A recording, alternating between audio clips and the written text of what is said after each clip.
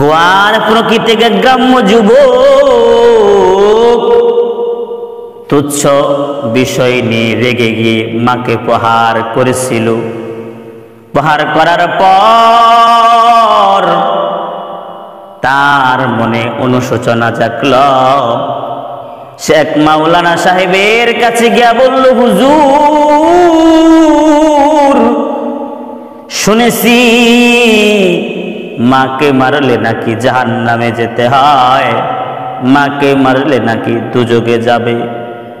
হুজুর আমি আমার মাকে মেরেছি, আমিও কি তাহলে দুজকে যাব, জাহান্নামে যাব?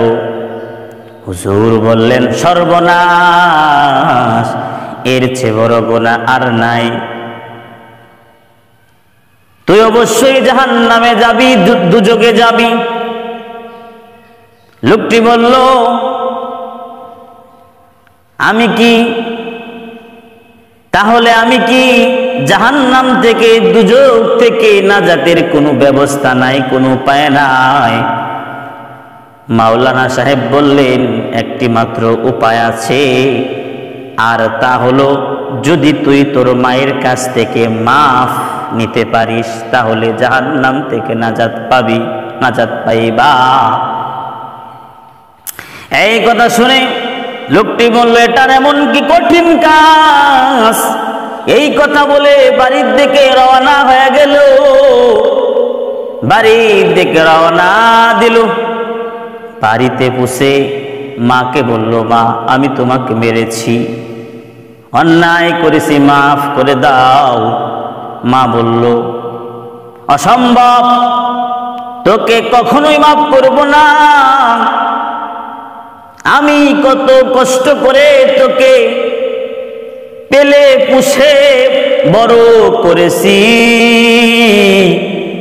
হাত পা শক্ত করে দিয়েছি, আর তুই সেই হাত দ্বারা আমাকে মারলি, আমি তোকে মাফ করব না।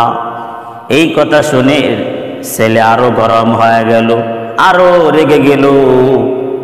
কাছে ছিল কোরাল, দুহাত দিয়ে কোরাল উঠিয়ে বলল, শালির বেটি মাফ কর, নইলে কোরাল দিয়ে কুপিয়ে শেষ করে দেব। মা তখন অসহায়ের মতো বলল, বাবা আমাকে আর মারিও না, আমি তোমাকে মাফ করে দিলাম, ক্ষমা করে দিলাম। অতঃপর ছেলে কোরাল ফেলে চলে গেল। মনে মনে এই আত্মতৃপ্তি লাভ করতে লাগলো যে আমি মাফ পেয়ে গেছি, আমাকে আর জাহান্নামে যেতে হবে না। অতএব মুসলমান, আমার প্রশ্ন হলো, এই মাফ কি মাফ বলে গণ্য হবে? তুমি আরেকজনের উপর জুলুম করেছো, অন্যায়ভাবে কারো সম্পদ ভক্ষণ করেছো, তাকে সব সময় অপমান করেছো, লাঞ্ছিত করেছো, এখন শেষে তুমি তার কাছে বলো, ভাই আমাকে মাফ করে দিন, এত সহজ?